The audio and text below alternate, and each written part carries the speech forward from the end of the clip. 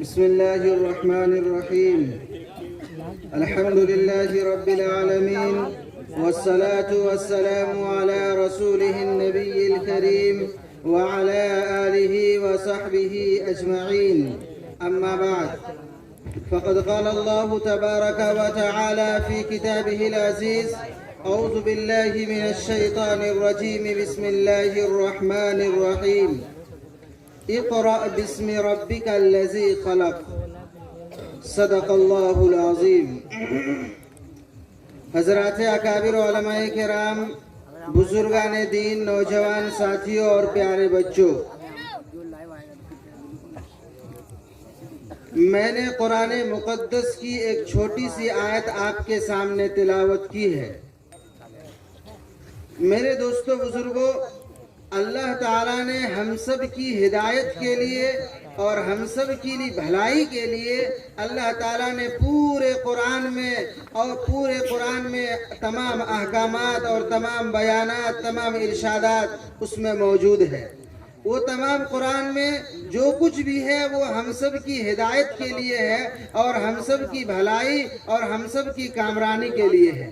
اب ہمیں سمجھنا ہے، جاننا ہے کہ اللہ تعالیٰ نے قرآن کریم میں کیا کچھ فرمایا ہمارے لیے. اللہ تعالیٰ نے ہماری بھلائی کے لیے، ہم سب کی بھلائی کے لیے اللہ تعالیٰ نے کیا کچھ فرمایا ہے وہ ہمیں اور آپ کو جاننا ہے.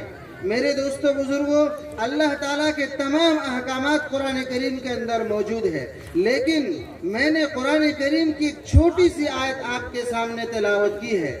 میرے دوستو بزرگوں، قرآن کریم کی جو یہ آیت ہے اور اس آیت میں اللہ رب العزت نے جو حکم دیا ہے وہ حکم میں آپ کو سنانا چاہتا ہوں. میرے دوستو بزرگوں، اللہ تعالیٰ کے بہت سارے احکامات ہیں. نماز پڑھنا بھی اللہ کا حکم ہے، روزہ رکھنا بھی اللہ کا حکم ہے، حج و زکوٰۃ ادا کرنا بھی اللہ کا حکم ہے. لیکن میرے دوستو بزرگوں، قرآن کریم کی اس آیت میں جو حکم ہے وہ اللہ رب العزت کا سب سے پہلا حکم ہے.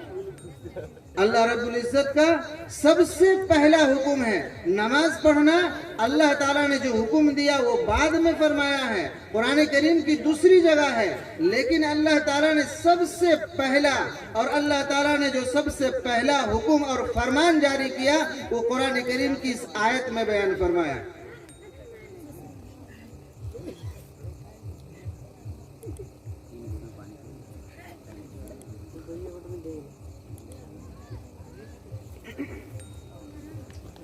اب میں آپ کو بتاتا ہوں کہ اللہ تعالیٰ نے سب سے پہلا کون سا حکم ہمیں اور آپ کو دیا ہے اور سب سے پہلا کون سا فرمان ہم سب کے لیے جاری کیا ہے.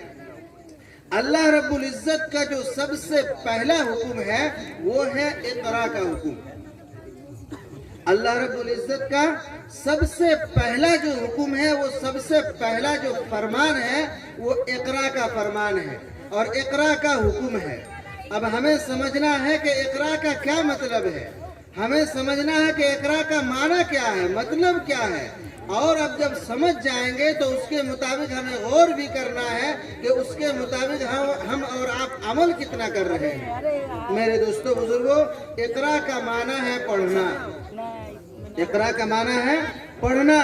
سب سے پہلا اللہ تعالیٰ حکم جو جاری کر رہے ہیں، سب سے پہلا جو اللہ تعالیٰ حکم اور فرمان جو جاری کر رہے ہیں وہ ہے اقرا کا حکم. وہ ہے اقرا کا حکم. کسی کو حکم دینے کا، کسی کے یہاں فرمان جاری کرنے کا دو طریقہ ہوتا ہے.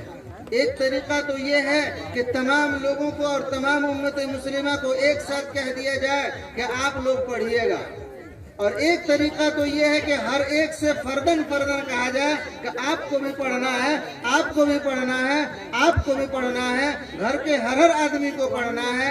تو میرے دوستو بزرگوں، اللہ رب العزت نے جو طریقہ اختیار کیا، جو طریقہ اپنایا ہے وہ یہ کہ اللہ تعالیٰ نے ہر ایک سے الگ الگ کہا، ہر ایک سے الگ الگ کہا. ایسا نہیں کہ سب کو ایک ساتھ کہہ دیا کہ آپ لوگ پڑھیے گا، نہیں، ہر ایک سے کہا آپ کو بھی پڑھنا ہے، آپ کو بھی پڑھنا ہے، آپ کو بھی پڑھنا ہے. میرے دوستو بزرگوں، اب ہمیں جاننا ہے کہ اللہ رب العزت نے جب پڑھنے کا حکم دیا تو کیا پڑھنا ہے. ہمیں جاننا ہے کہ اللہ نے حکم دیا پڑھنے کا تو ہم کیا پڑھیں. اور اگر ہم پڑھنے لگے تو کب سے پڑھائی کی شروعات کریں، کب سے ہم پڑھنے لگے اور کب تک پڑھیں، ہمیں پڑھنا کیا ہے اور کب سے پڑھیں اور کب تک پڑھیں، یہ بات ہمیں اور آپ کو جاننا ہے۔ اس لیے کہ اللہ نے حکم دیا اقرا، اللہ نے فرمایا پڑھو۔ میرے دوستو بزرگوں، تو پڑھنے کا جو سلسلہ شروع ہوتا ہے وہ عام طور پر ہمارے ذہنوں میں ہے کہ جب بچہ 10 سال کا ہو جائے گا تب پڑھائی کا سلسلہ شروع ہوگا۔ نہیں، پڑھائی کا سلسلہ 10 سال کی عمر سے شروع نہیں ہوتا ہے، 20 سال اور 15 سال سے شروع نہیں ہوتا ہے۔ میرے دوستو بزرگوں، جو آدمی صحیح معنی میں اپنے بچوں کو پڑھانا چاہتا ہے، صحیح معنی میں اپنے بچوں کی صحیح تربیت کرنا چاہتا ہے، بہترین عالم بنانا چاہتا ہے، بہترین حافظ قرآن بنانا چاہتا ہے، وہ 10 سال کا وقت کا انتظار نہیں کرتا، وہ 20 سال اور 15 سال کا وقت کا انتظار نہیں کرتا۔ میرے دوستو بزرگوں، ایسے لوگوں کے لیے تو پڑھائی کا سلسلہ وہ اسی وقت شروع کر دیتے ہیں کہ جب بچہ ماں کے پیٹ میں ہوتا ہے، جب بچہ ماں کے پیٹ میں ہوتا ہے، اور جب بچے میں جان پڑ چکی ہوتی ہے، جب بچے میں جان پڑ چکی ہوتی ہے اسی وقت سے پڑھنے کا سلسلہ لوگ شروع کر دیتے ہیں۔ آپ کے ذہن میں سوال ہوگا کہ اس وقت بچہ کیسے پڑھے گا اور پڑھے گا تو اس کو کیا فائدہ ہوگا؟ میرے دوستو بزرگوں، میں آپ کو بتاتا ہوں کہ اس وقت سے پڑھنے کا کس طرح سلسلہ شروع ہوتا ہے اور اس سے فائدہ کیا ہوتا ہے۔ میرے دوستو بزرگوں، یہ تجربے کی بات ہے، یہ تجربے کی بات ہے کہ جو ماں اپنے بچے کو پیٹ میں رکھ کر قرآن کریم کی تلاوت کرتی ہے اور زور زور سے کرتی ہے، اور اتنا زور سے کرتی ہے کہ وہ اس آواز، قرآن کریم کی تلاوت کی آواز بچے کے کانوں تک پہنچتی ہے، تو آپ سمجھ لیجئے کہ وہ قرآن کریم کی تلاوت کی آواز جو بچوں کے کان میں، دل و دماغ میں پہنچتی ہے، تو وہ قرآن کریم کی آواز اور تلاوت اور پورا قرآن اس بچوں کے دل و دماغ میں نقش کر جاتا ہے، اس بچوں کے دل و دماغ میں بیٹھ جاتا ہے۔ میرے دوستو بزرگوں، تو پڑھائی کا سلسلہ اسی وقت سے شروع ہو جاتا ہے کہ جب بچہ ماں کے پیٹ میں ہو اور بچے میں جان پڑ چکی ہو۔ اور یہ سلسلہ کب تک جاری رہتا ہے؟ یہ اس وقت جب بچہ پیدا ہو جائے، جب بچہ ماں کے گود میں ہو، جب بچہ دودھ پینے کا زمانہ جب ہو، اس وقت بھی ماں کو چاہیے کہ وہ اپنے بچے کو گود میں رکھ کر بھی قرآن کریم کی تلاوت کرے، ذکر و اذکار زور زور سے کرے۔ میرے دوستو بزرگوں، اگر کوئی خاتون، اگر کوئی عورت، کوئی ماں اس طرح کرتی ہے تو اس بچے کے دل و دماغ میں پورا قرآن نقش کر جاتا ہے، پورا قرآن دل و دماغ میں بیٹھ جاتا ہے۔ اور یہ آپ کو کیسے معلوم ہوگا کہ اس کے دل و دماغ میں، اس بچے کے دل و دماغ میں قرآن بیٹھ گیا ہے، اس کے دل و دماغ میں قرآن نقش کر گیا ہے؟ یہ آپ کو کیسے پتہ چلے گا؟ یہی بچہ جب مکتب پڑھنے کے لیے جائے گا، جب مکتب پڑھنے کے لیے جائے گا، جب استاذ کے سامنے جب یہ بچہ ناظرہ شروع کرے گا، جب یہ حفظ شروع کرے گا، تب آپ کو پتہ چلے گا کہ اس بچے کے دل و دماغ میں کیا نقش ہے اور اس بچے کے دل و دماغ میں کیا بیٹھا ہوا ہے۔ میرے دوستو بزرگوں، آج ہم پڑھانے والے کو، آج حافظ صاحب کو جو آج بچوں کو پڑھانے میں دقت ہوتی ہے، جو پریشانی ہوتی ہے، وہ یہی کہ آج کا بچہ کبھی بچپن میں قرآن نہیں سنا ہے، کبھی بچپن میں دینی تعلیم کے بارے میں نہیں سنا ہے، جس کی وجہ سے آج بچے کی زبان میں قرآن کریم کے الفاظ اور قرآن کریم کے آیات ان کی زبان سے نکالنا بڑی مشکل ہوتی ہے۔ میرے دوستو بزرگوں، حضرت ہمارے استاذ دارالعلوم دیوبند کے شیخ الحدیث مفتی سعید صاحب پالن پوری نور اللہ مرقدہ، انہوں نے اپنے ایک بیان میں فرمایا کہ ایک جگہ، ایک گاؤں میں ایک استاذ پڑھایا کرتے تھے، مکتب کا نظام تھا، بہت منظم بہتر نظم تھا، گاؤں کے بچے وہاں مکتب میں آتے تھے اور پڑھتے تھے۔ بچے گاؤں کے جو آتے تھے، بچہ ناظرہ بھی پڑھتے تھے اور بعض بچے حفظ بھی کرتے تھے۔ ان بچوں میں سے ایک بچہ بہت جلدی کم وقت میں، مختصر وقت میں ناظرہ مکمل کر لیا۔ استاذ کو حیرت تو ہوئی کہ اتنا جلدی، اتنا کم وقت میں یہ بچہ ناظرہ مکمل کر لیا۔ استاد نے سوچا کہ ہو سکتا ہے کہ یہ بچہ بہت ذہین ہو، اچھا لڑکا ہو، تو اس لیے ممکن ہے کہ یہ بہت جلدی حفظ کر لیا، ناظرہ مکمل کر لیا۔ اس کے بعد جب بچہ ناظرہ مکمل کرنے کے بعد حفظ شروع کیا تو حفظ شروع کرنے کے بعد وہ بہت جلدی 5 پارہ تک حفظ کر لیا، بہت جلدی 5 پارہ تک وہ بہت مختصر وقت میں حفظ کر لیا، اور ایک دن میں 5 6 صفحہ سنانے لگا۔ میرے دوستو بزرگوں، جب وہ بچہ 5 پارہ تک حفظ کر لیا، اب وہ 5 پارہ حفظ کرنے کے بعد وہ 6واں پارہ شروع کرتا ہے، تو وہ بچہ کہ جو روزانہ 5 6 صفحہ سناتا تھا، وہ بچہ اب مشکل سے 1 صفحہ سنا رہا ہے، وہ بچہ مشکل سے اب 1 صفحہ سنا رہا ہے۔ اب استاد کو بڑی حیرت ہوئی کہ یہی بچہ اتنا تیزی سے حفظ کر رہا تھا، ایک دن میں 5 6 صفحہ سنا رہا تھا، لیکن یہی بچہ 1 صفحہ سنانے میں اب اس کو مشکل ہو رہی ہے، اس کو پریشانی ہو رہی ہے۔ استاد کو بڑی حیرت ہوئی۔ استاد نے سوچا کہ ہم کیوں نہ اس کی تحقیق کریں، کیوں نہ ہم پتہ لگائیں کہ آخر کیا وجہ ہے کہ یہی بچہ 5 6 صفحہ سنا رہا تھا اور اب جا کر کے 1 صفحہ سنا رہا ہے۔ استاد نے تحقیق کیا، جانچنے کی کوشش کی کہ آخر کیا وجہ ہے، تو پتہ یہ چلا کہ یہ جو بچہ ہے، اس بچے کی ماں 5 پارے کی وہ حافظہ تھی، اس بچے کی ماں 5 پارے کی وہ حافظہ تھی، اور جب یہ بچہ ماں کے پیٹ میں تھا تو اس وقت بھی یہ بچہ اس کی ماں 5 پارہ روزانہ پڑھتی رہتی تھی، اور یہ 5 ہی پارہ پڑھتی تھی، جتنا اس کو یاد تھا اتنا ہی پڑھتی تھی۔ اسی طرح بچہ جب پیدا ہوا، گود میں رکھ کر کے بھی وہ ماں قرآن کریم کی تلاوت وہ 5 پارہ کرتی رہتی تھی۔ تب جا کر کے استاد کو پتا چلا کہ یہ جو اتنا جلدی کم وقت میں، مختصر وقت میں اس بچے نے جو 5 پارہ حفظ کر لیا ہے، اس کی یہی وجہ ہے کہ اس کی ماں قرآن کریم کی تلاوت کرتی تھی، جس کی وجہ سے وہ 5 پارہ اس بچے کے دل و دماغ میں نقش کر گیا تھا۔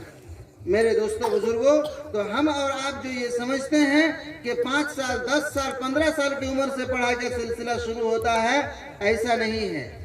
میرے دوستو بزرگوں، بچے کا پڑھائی کا سلسلہ اسی وقت سے شروع ہو جاتا ہے کہ جب بچہ ماں کے پیٹ میں ہو۔ اس لیے سب سے پہلے میں آپ سے یہ درخواست کرنا چاہتا ہوں کہ اگر کوئی اپنے بچے کو بہترین کم وقت میں، مختصر وقت میں اور کم عمر میں حافظ بنانا چاہتا ہے تو وہ بچے کے پڑھنے کا سلسلہ اسی وقت سے شروع کر دے، اسی وقت سے شروع کر دے۔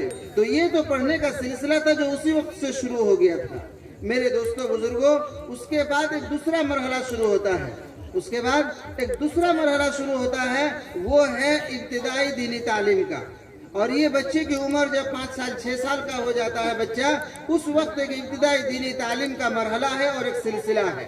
میرے دوستو بزرگوں، ابتدائی دینی تعلیم کے بارے میں اللہ کے نبی صلی اللہ علیہ وسلم نے فرمایا، طلب العلم فریضۃ علی کل مسلم۔ اللہ کے نبی فرماتے ہیں کہ بنیادی دینی تعلیم کا حاصل کرنا ہر ایک کے لیے ضروری ہے، اس میں کسی کا استثناء نہیں ہے، کوئی الگ نہیں ہے، ہر ایک کے لیے ضروری ہے۔ جو ہر ایک کے لیے ضروری ہو، جیسے کہ نماز ہر ایک کے لیے ضروری ہے۔ ظہر کی نماز پڑھنا جس طرح مرد کے لیے ضروری ہے، اسی طرح عورت کے لیے بھی ضروری ہے۔ عصر کی نماز پڑھنا جس طرح مرد کے لیے ضروری ہے، اسی طرح عورت کے لیے بھی ضروری ہے۔ اسی طرح سے بنیادی دینی تعلیم کا، جس کے بارے میں اللہ کے نبی نے فرمایا، طلب العلم فریضۃ علی کل مسلم، کہ بنیادی دینی تعلیم کا حاصل کرنا ہر ایک کے لیے ضروری ہے، کسی کا استثناء نہیں ہے کہ والد صاحب قرآن پڑھنا جانتے ہیں تو ہم سب کے لیے کافی ہو گیا، امی قرآن پڑھنا جانتے ہیں تو ہم سب کے لیے کافی ہو گیا۔ نہیں، یہ جو بنیادی دینی تعلیم کا حاصل کرنا ہے، یہ ہر ایک کے لیے الگ الگ ہے۔ والد صاحب کے لیے بھی ضروری ہے تو ہمارے لیے بھی ضروری ہے، امی کے لیے ضروری ہے تو بہن کے لیے بھی ضروری ہے، کوئی استثناء نہیں اور کوئی فرق نہیں ہے، ہر ایک کے لیے ضروری ہے۔ جس طرح سے نماز پڑھنا ہر ایک کے لیے ضروری ہے، روزہ رکھنا حق کے لیے ضروری ہے، اسی طرح سے بنیادی دینی تعلیم کا بھی حاصل کرنا ہر ایک کے لیے ضروری ہے۔ بنیادی دینی تعلیم میں یہ ہے کہ آدمی نماز صحیح سے پڑھ سکے۔ نماز کے لیے جتنی چیزیں ضروری ہے، اتنی ضروری چیزوں کا یاد کرنا ہر ایک کے لیے ضروری ہے۔ عقیدے کا ہمارا درست ہونا ضروری ہے، اسی طرح سے عقیدے کا بھی ہر ایک کے لیے جاننا اور اس کے مطابق عمل کرنا اور اس کے مطابق یقین اور ایمان رکھنا بھی ہر ایک کے لیے ضروری ہے۔ میرے دوستو بزرگوں، تو یہ تو تھا بنیادی دینی تعلیم کے بارے میں جو ہر ایک کے لیے ضروری ہے۔ اس کے بعد آتا ہے ایک اعلیٰ تعلیم کا حاصل کرنا۔ اس کے بعد ایک اعلیٰ تعلیم حاصل کرنے کا وقت آتا ہے۔ वो है जवानों का। जो बच्चे बड़े हो जाते हैं, जवानी की उम्र को पहुंच जाते हैं, उन लोगों के लिए एक आला तालीम हासिल करना है। आला तालीम क्या है? दीनी तालीम में आला तालीम ये है कि हमारे समाज में, गांव में, मुआशरे में दीनी एतबार से कोई काम ना रुके। दीनी काम, हमारा समाज में जो दीनी काम है, मुआशरे का जो दीनी काम है, ये दीनी काम कोई किसी गांव में, किसी समाज में ना रुक पाए, ये आला तालीम हासिल करना इतना जरूरी है। जैसे रमजान के महीने में तरावी सुनना जरूरी है, तो हमारे गांव में हाफिज कुरान का भी होना जरूरी है। इसी तरह से अगर कोई मसला पेश आ जाए, निकाह का मसला, तलाक का मसला, या नमाज में कभी गड़बड़ी आ गई, उस वक्त हम क्या करें? जैसे 4 रकात वाली नमाज में 2 रकात में बैठना चाहिए था, खड़ा हो गया। अब ऐसे मौके पे हम क्या करें? एक जरूरत है कि हम किसी आलिम दीन से मसला पूछें कि हमारी नमाज हुई या नहीं, और अगर नमाज को हम दुरुस्त रखना चाहें तो उसकी क्या सूरत होगी। इस तरह का जब मसला पेश आ जाए तो आपके दरमियान एक आलिम दीन का भी होना जरूरी है। तो हमारे समाज में जो दीनी काम है, वो दीनी काम हमारे मुआशरे में जरूरत वो पूर्ण मुकम्मल हो जाए, इतने सारे आला तालीम हासिल करने वाले का होना निहायत जरूरी है। आला तालीम हासिल करना हर एक के लिए जरूरी नहीं है। आला तालीम हासिल करना हर एक के लिए जरूरी नहीं है, बल्कि इतने लोगों का आला तालीम हासिल करना जरूरी है जितने लोगों से हमारे माशरे के दीनी काम मुकम्मल हो जाए। इसको इस तरह भी कह सकते हैं कि आला तालीम का हासिल करना फर्ज किफाया है। आला तालीम का हासिल करना फर्ज किफाया है। अब मैं आपको बताता हूँ कि फर्ज किफाया क्या है और फर्ज ऐन क्या है। मिसाल के तौर पर आपके गांव में एक जनाजा हो गया, किसी आदमी का इंतकाल हो गया।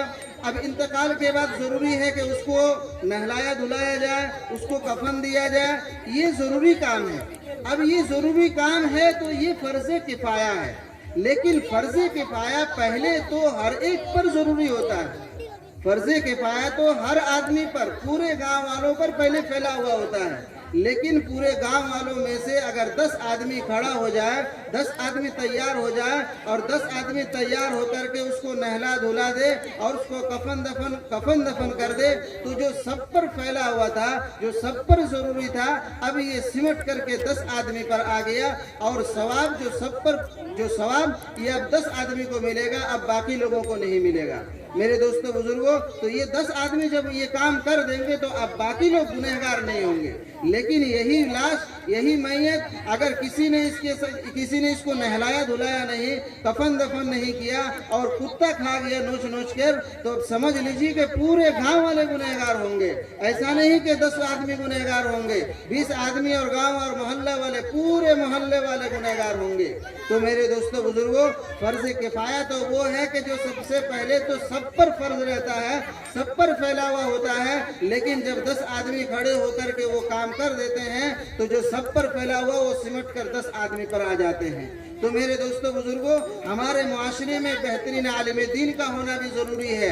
हमारे माशरे में बेहतरीन हाफिज कुरान का भी होना जरूरी है। हमारे माशरे में बेहतरीन मुफ्ती का भी होना जरूरी है, ताकि हमारे दरमियान जो मसाइल हैं, हमारे दरमियान जो इख्तलाफ हैं, हमारे दरमियान जो रोजाना इख्तलाफ है, मसाइल है, इस मसाइल में इख्तलाफ में हम उलमाए कराम से रुजू कर सकें, हम उलमाए कराम से मसाइल दरियाफ्त कर सकें और उसके मुताबिक हम और आप अमल कर सकें। मेरे दोस्तों बुजुर्गों, ये आला तालीम कहाँ से हासिल होती है? ये कौन आला तालीम देता है? कहाँ से उलमा तैयार होते हैं? कहाँ से उफ़ाज़ तैयार होते हैं? मेरे दोस्तों बुजुर्गों, इन्हीं दीन मदारिस इस्लामिया की बरकत है, मदारिस इस्लामिया का देन है जो आज हमारे दरमियान हाफिज कुरान मौजूद है, हमारे दरमियान उलमाए कराम मौजूद हैं, हमारे दरमियान मुफ्तियाने कराम मौजूद हैं। मेरे दोस्तों बुजुर्गों, आज हमारे बच्चों को जो कुरान करीम पढ़ाते हैं, कुरान करीम की तिलावत, कुरान करीम सिखाते हैं, बच्चों को दीनी तालीम देते हैं, मेरे दोस्तों बुजुर्गों, इन्हीं मदरसे से पढ़ने वाले उलमाए कराम होते हैं,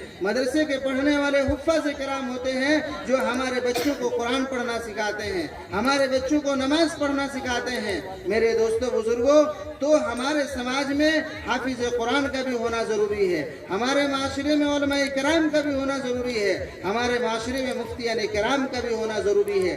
अगर हमारे माशरे में, समाज में या किसी गांव में हाफिज कुरान नहीं है तो समझ लीजिए पूरे गांव वाले गुनहगार होंगे और पूरे गांव वालों की जिम्मेदारी होगी कि वो हाफिज कुरान बने ताकि रमजान के महीने में वो तरावी सुना सके। उस गांव में अगर कोई आलिम नहीं है तो पूरे गांव वालों की जिम्मेदारी है कि उनमें से बाज लोग तैयार होकर के मदरसों में जा करके दाखिला लेकर के आलिम दीन बने।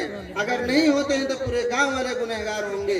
मेरे दोस्तों बुजुर्गों, यही मदरसे की देन है जो हमारे बच्चों को बुनियादी दीनी तालीम भी सिखाते हैं, बच्चों को कुरान पढ़ना भी सिखाते हैं, नमाज पढ़ना भी सिखाते हैं और मस्जिद में इमामत की जरूरत होती है तो मस्जिद में इमामत भी करते हैं, दीन की बात भी समझाते हैं। मेरे दोस्तों बुजुर्गों, हम समझते हैं कि यही सब छोटा मोटा काम हमारे उलमा-ए किराम करते हैं, मदरसे में पढ़ने वाले का उलमा-ए किराम करते हैं। मेरे दोस्तों बुजुर्गों, ऐसा हरगिज नहीं।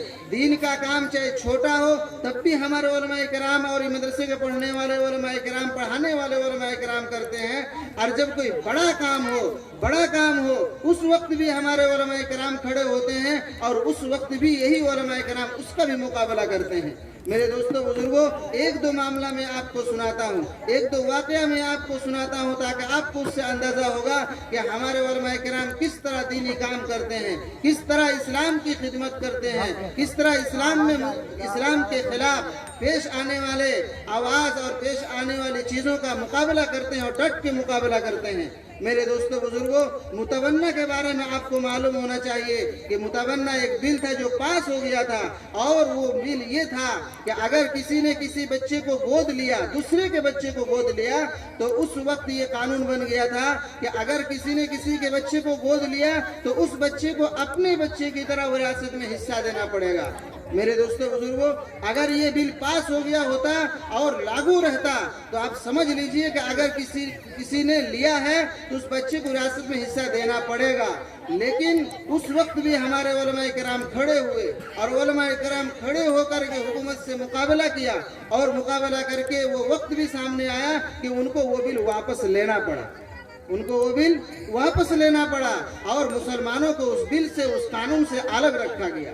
मेरे दोस्तों बुजुर्गों, आपको मालूम होना चाहिए कि उस वक्त उसकी मुखालफत में किसने आवाज उठाई थी, कौन उसका मुकाबला किया था? यही हमारे उलमा-ए किराम ने मुकाबला किया, यही मदरसे के पढ़ाने वाले उलमा-ए किराम ने मुकाबला किया और बिल को वापस कराया और मुसलमानों को अलग रखा। मेरे दोस्तों बुजुर्गों, इसी तरह से जब भी किसी तरह का कोई मामला आया, इस्लाम के खिलाफ मामला आया, किसी ने भी इस्लाम के खिलाफ कोई आवाज उठाई, इस्लाम के किसी मसले में, किसी हमारे निजी मसले में किसी ने आवाज उठाई, तो सबसे पहले अगर किसी ने उसके खिलाफ आवाज उठाते हैं, उसका मुकाबला करते हैं और हुकूमत से, सरकार से भी अगर आंख से आंख मिलाकर बात करते हैं तो यही हमारे उलमा-ए किराम होते हैं, यही मदरसे में पढ़ने वाले, पढ़ाने वाले उलमा-ए किराम होते हैं। तो मेरे दोस्तों बुजुर्गों, आला तालीम का हासिल करना, हमारे समाज में, मुआशरे में बेहतरीन हाफिज कुरान का होना, आलिम दीन का होना, मुफ्तियान किराम का होना भी निहायत ज़रूरी है। मेरे दोस्तों बुजुर्गों, वक्त नहीं है कि मैं आपको पूरी तफसील से इस तरह बताऊं। हमारे सामने उलमा-ए किराम मौजूद है और बड़े अकाबिर उलमा-ए किराम मौजूद हैं जो अल्हम्दुलिल्लाह शरीयत को, इस्लाम को, कुरान हदीस को हमसे कहीं ज़्यादा अच्छा समझते हैं और अल्हम्दुलिल्लाह बाअमल भी हैं। इसलिए मैं मुख्तसर वक्त में बताता हूँ कि अगर कोई आदमी बचपन में भी नहीं पढ़ पाया, जवानी में भी नहीं पढ़ पाया और घर का उसको माहौल भी अच्छा नहीं मिला कि वो कुरान करीम पढ़ सके, पढ़ा सके, अगर किसी को इस तरह का माहौल नहीं मिला, उसके लिए अल्लाह ताला ने जो निज़ाम कायम किया, उसके लिए अल्लाह ताला ने जो सिस्टम बनाया, वो अल्लाह ताला फरमाते हैं, या अय्युहल्लज़ीना आमनुत्तकुल्लाह व कूनू मअस सादिकीन, कि ऐसे लोगों को चाहिए कि वो अच्छे लोगों की सोबत में बैठे, ऐसे लोगों को चाहिए कि इमाम साहब के पास जाकर के बैठे, ऐसे लोगों को चाहिए कि उलमा-ए किराम के पास जाकर के बैठे, ऐसे लोगों को चाहिए कि जो हमारे अकाबिर हैं उनके सामने जाकर के बैठे, उनकी खिदमत करे और उनके सामने बैठ करके उनकी खिदमत करके दीनी तालीम, बुनियादी दीनी तालीम हासिल करे। और आज के दौर में इस वक्त सबसे बेहतरीन तरीका है कि वो जमात में निकल जाए। अगर किसी को कुरान पढ़ना नहीं आता है, किसी को 2-4 सूरत भी याद नहीं है, नमाज पढ़ने का उसको ढंग भी नहीं है, ऐसे आदमी को चाहिए तो एक चिल्ला की जमात में जाए, एक चिल्ला में वो नमाज भी पढ़ना सीखे और कुरान भी पढ़ना सीख के आए। एक चिल्ला में ना हो तो हर साल चिल्ला लगाए, लेकिन फिर भी वो बुनियादी दीनी तालीम जो अल्लाह के नबी ने फरमाया हर एक के लिए जरूरी है, तो वो सीखना हर एक के लिए जरूरी है। चाहे आप बचपन में हो, चाहे जवानी में हो, चाहे बुढ़ापे में हो, आपके लिए कहीं छुटकारा नहीं है, आपके लिए कहीं ऐसा नहीं है कि हम इस उम्र को पहुंच चुके हैं, हमारे पास काम काज बहुत है, हम कारोबार करते हैं, तिजारत करते हैं, हमको टाइम नहीं है। इस तरह की कहने की कोई गुंजाइश नहीं है। अल्लाह ताला के यहाँ इस तरह का कोई बहाना नहीं चलेगा। मेरे दोस्तों बुजुर्गों, तो जो जिस हालत में भी है उसी हालत में रह करके कारोबार कर रहा है, तो उसको भी चाहिए कि वक्त को फारिग करके, किसी वक्त को फारिग करके उलमाए कराम के सामने बैठ करके दीनी तालीम हासिल करे। और बेहतर है कि वो जमात में जाए और जमात में जा करके बुनियादी दीनी तालीम हासिल करे। ये मुख्तसर सी बात थी जो मैंने कही कि बुनियादी दीनी तालीम का हासिल करना हर एक के लिए ज़रूरी है। तो अल्लाह ताला हम सबको कहने सुनने से ज़्यादा अमल करने की तौफीक अता फरमाए। व आखिर दावाना अल्हम्दुलिल्लाहि रब्बिल आलमीन।